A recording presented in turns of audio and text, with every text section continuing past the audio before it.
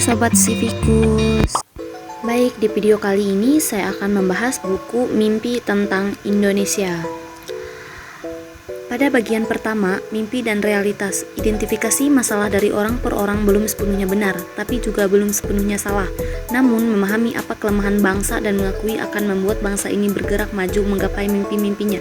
Paling tidak dari obrolan itu terdapat beberapa kelemahan bangsa yang perlu dikenali. Potret kelemahan itu layak untuk dibahas dan diatasi guna menghadapi tantangan masa depan. Tantangan ke depan kian kompleks yang dipacu revolusi digital lahirnya internet super cepat 5G akan meningkatkan kualitas hidup manusia. Namun pada sisi lain bisa kalian memperlebar kesenjangan sosial. Kita butuh presiden berjiwa besar guna membangun rekonsiliasi karena masyarakat kita sudah begitu terbelah. Itulah harapan sekaligus impian Sukidi Mulyadi, PhD, seorang pemikir dari Desa Tanon Sragen, Jawa Tengah, yang meraih gelar doktor dari Harvard University, Amerika Serikat. Dalam percakapan dikenal YouTube Back to BDM, diamnya seorang pemikir seperti Sukidi menghasilkan gagasan.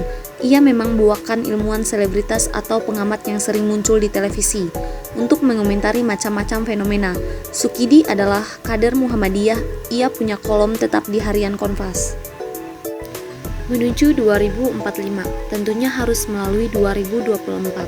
Presiden seperti apa yang menurut Anda saat ini dibutuhkan untuk membuat bangsa ini selamat menuju tahun emas Indonesia 2045? Itu pertanyaan menarik sekali, dan menurut saya itu adalah pertanyaan yang semangatnya adalah semangat kebangsaan. Karena presiden yang saya butuhkan adalah presiden yang berjiwa besar untuk membangun rekonsiliasi, karena masyarakat kita sudah begitu terbelah. We are divided society, masyarakat yang sudah begitu terbelah, terutama karena preferensi politik yang begitu berbeda. Karena itu, presiden yang kita butuhkan ke depan adalah bukan presiden yang merawat dendam itu dan kemudian melakukan balas dendam, tapi presiden yang bersikap lapang dada untuk memberi pemaafan pada situasi yang tidak kondusif saat itu. Baik, kita memasuki bagian kedua, nilai dan budaya politik. Era singularitas adalah era ketika mesin punya kecerdasan yang melampaui total kecerdasan seluruh umat manusia. Artinya, siapapun menguasai mesin, baik itu negara maupun perusahaan, dia menguasai dunia. Budiman Sujatmiko. Indonesia menjadi negara papan atas, bukan sekedar papan nama. Harus jadi juara kelas, bukan sekedar naik kelas. Kutipan di atas, ucap Budiman Sujatmiko saat saya tanya apa mimpinya soal Indonesia. Mantan Ketua Umum Partai Rakyat Demokratik PRD dan mantan anggota DPR dari fraksi PDI Perjuangan itu menyatakan Pak Jokowi dengan infrastrukturnya sedang membuat Indonesia naik kelas, tapi belum menjadi juara kelas. Kenapa saya katakan papan atas dan bukan papan nama? Karena saya curiga dan juga was-was pada tahun 2045 seorang CTO Google Ray Kurzweil mengatakan kita akan memasuki era singularitas. Era singularitas adalah era ketika mesin punya kecerdasan yang melampaui total kecerdasan yang dimiliki seluruh umat manusia. Artinya, siapapun yang menguasai mesin, baik itu negara maupun perusahaan, dia menguasai dunia. Putin pernah menyatakan itu, siapa menguasai artificial intelligence, dia akan menguasai dunia. Bagaimana dengan kondisi sekarang? Kondisi sekarang ada janji yang sudah dikerjakan, tapi ada yang belum bisa dipenuhi. Kadang-kadang sampai kapan terpenuhi kita tidak tahu juga. Tapi dengan era demokrasi, kekuasaan hanya 10 tahun. Wajar Pak Jokowi mengerjakan hal-hal yang lama diabaikan, yaitu pembangunan infrastruktur. Ibaratnya Pak Jokowi sedang membereskan hardware-nya Indonesia. 10 tahun untuk membangun hardware enggak cukup untuk bangsa. Ganjar adalah seorang pemimpin yang sangat aktif di media sosial. Ia mempunyai akun Instagram, Twitter, YouTube. Bagi dia, media sosial adalah tempat dia bekerja dan berinteraksi dengan rakyat. Kutipan di atas, itulah mimpi Ganjar Pranowo saat dari Saya tanya, apa mimpi dan harapan saat Indonesia berusia 100 tahun? Indonesia 100 tahun tidak lama lagi, 22 tahun dari 2023. Bangsa ini akan berusia 100 tahun. Prof. Dr. Hendrawan Supratikno merupakan politisi berdarah Tionghoa, asli Indonesia. Ia bermimpi persoalan SARA tidak lagi menjadi masalah buat kita. Mimpi setiap orang berbeda dengan orang lain. Saya bermimpi persoalan SARA tidak lagi menjadi masalah buat kita. Itulah mimpi Prof. Dr. Hendrawan Supratikno, politisi PDI Perjuangan. Ketika saya tanya apa mimpinya soal 100 tahun Indonesia pada 17 Agustus 2045. Mimpi Anda tentang Indonesia 100 tahun akan menjadi seperti apa negara ini? Kita bermimpi agar persoalan SARA tidak lagi menjadi masalah buat kita. Jadi, transformasi kita sebagai suatu negara bangsa tuntas. Selain orang masih sibuk berkelahi dengan unsur-unsur SARA tadi, itu modal sosial kita, software-nya belum sampai untuk ke tingkat negara maju. Majtar adalah seorang kolumnis harian Kompas. Ia salah seorang peraih penghargaan cendekiawan berdedikasi Kompas. Cendekiawan berdedikasi adalah anugerah yang diberikan harian Kompas kepada para cendekiawan yang bekerja dalam sepi dan menyebarkan gagasannya melalui harian Kompas. Impian soal Indonesia ke depan atau Indonesia Dreams yang Anda bayangkan, itu Indonesia yang seperti apa? Di Indonesia 2045, katakanlah. Pendapat Monster, kalau saya tidak susah mencari jawabannya, Indonesia yang seperti Pancasila, keadilan sosial bagi seluruh rakyat Indonesia, persatuan Indonesia, kemanusiaan yang adil dan beradab, kerakyatan yang dipimpin oleh hikmat kebijaksanaan dalam permusyawaratan perwakilan, keutuhan yang Maha Esa, itu semua ideal yang kita impikan. Negara adidaya menjadi mimpi bagi Ridwan Kamil saat ditanya apa yang dibayangkan saat Indonesia berusia 100 tahun pada 17 Agustus 2045, berkarir sebagai arsitek dan kemudian menjadi wali kota Bandung. Pada 4 Oktober 1971, Kang Emil demikian ia dipanggil aktif di berbagai media sosial.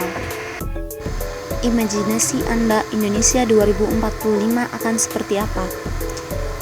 Jadi syarat untuk menjadi negara hebat itu adidaya. Istilah saya 1945 proklamasi negara merdeka. 2045 itu proklamasi negara adidaya. Syarat pertama itu politik harus kondusif, jangan bertengkar. Syarat kedua, pertumbuhan ekonomi harus 5%. Syarat ketiga, kita memiliki bonus demografi 70%. Hal ini akan menjadi mesin negara atau justru menjadi beban negara dengan minta-minta bantuan bansos. Rimawan Pradiptyo, seorang pengajar Fakultas Ekonomi Universitas Gadjah Mada, Yogyakarta. Di tengah krisis yang mendera karena COVID-19 yang tak kunjung reda, Rimawan menginisiasi dan mengapitalisasi kekuatan lokal dengan melakukan gerakan sosial yang berdampak besar. Melalui Sonjo, akronim dari Sambatan Jogja, Rimawan bergerak membantu sesama warga Yogyakarta bersatu menghadapi krisis. Ia menyebut dirinya Mekelar Sosial, karena yang ia lakukan adalah menghubungkan berbagai pihak untuk bersama-sama menanggulangi bencana besar bernama COVID-19. Indonesia akan memasuki 100 tahun pada 2024. Akan optimis Indonesia akan menjadi negara yang cukup besar. Saya tetap optimis sampai sekarang, tapi ada 4 hal yang perlu menjadi penekanan kalau kita ingin menjadi negara yang besar. Pertama adalah mengembangkan evidensi based policy, dan itu didasarkan pada sains, ilmu pengetahuan dan fakta, bukan pada intuisi saja. Kedua adalah masalah tata kelola. Tata kelola kita, institusi kita itu harus mengalami perubahan besar-besaran. Kita perlu melakukan reformasi di situ. Yang ketiga adalah pembangunan sumber daya manusia. Yang ketiga ini adalah salah satu yang terpenting, dan yang terakhir adalah meritokrasi. Prof. Dr. Sulistiowati Irianto, SH, selaku Guru Besar Antropologi Hukum Universitas Indonesia, menulis artikel di Harian Kompas, 7 Januari 2022, berjudul Matinya Masyarakat Ilmiah. Dalam artikel itu, Sulistiowati menangkap tren bakal matinya masyarakat ilmiah dan kampus. Ia menulis pengambil kebijakan tampaknya tidak memahami sains, dasar pijakan rasional dan kredibel yang menentukan arah perkembangan masyarakat dan peradaban. Kutipan di atas pertanyaan untuk Sulistiowati, dan ia menjawab, "Aduh, saya enggak tahu ya, saya enggak pernah punya calon yang gimana gitu, ya.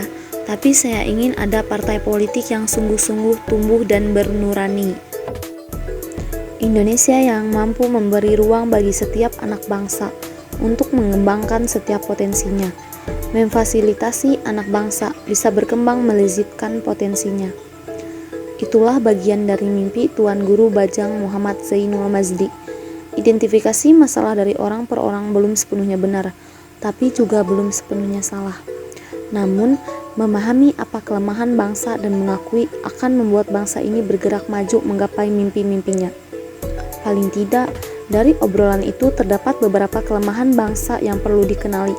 Potret kelemahan itu layak untuk dibahas dan diatasi guna menghadapi tantangan masa depan. Tantangan ke depan kian kompleks yang dipacu revolusi digital lahirnya internet super cepat PUBG akan meningkatkan kualitas hidup manusia. Namun, pada sisi lain bisa kalian memperlebar kesenjangan sosial. Impian Anda tentang Indonesia di saat usia Indonesia 100 tahun pada 17 Agustus 2045 akan seperti apa? Kalau dari pendekatan manusianya, Indonesia yang saya impikan adalah Indonesia yang mampu memberi ruang bagi setiap anak bangsa untuk mengembangkan setiap potensinya, memfasilitasi anak bangsa untuk bisa berkembang, melezitkan potensinya. Itu dari pendekatan manusia. Kalau bicara tentang negara bangsa, ya, negara bangsa yang punya kemandirian bukan hanya ekonomi, tapi kemandirian sovereignty, bukan dalam arti kedaulatan teritorial juga, tetapi kemampuannya untuk berdiri tegak di tengah kontestasi global dengan semua sumber daya yang dia miliki.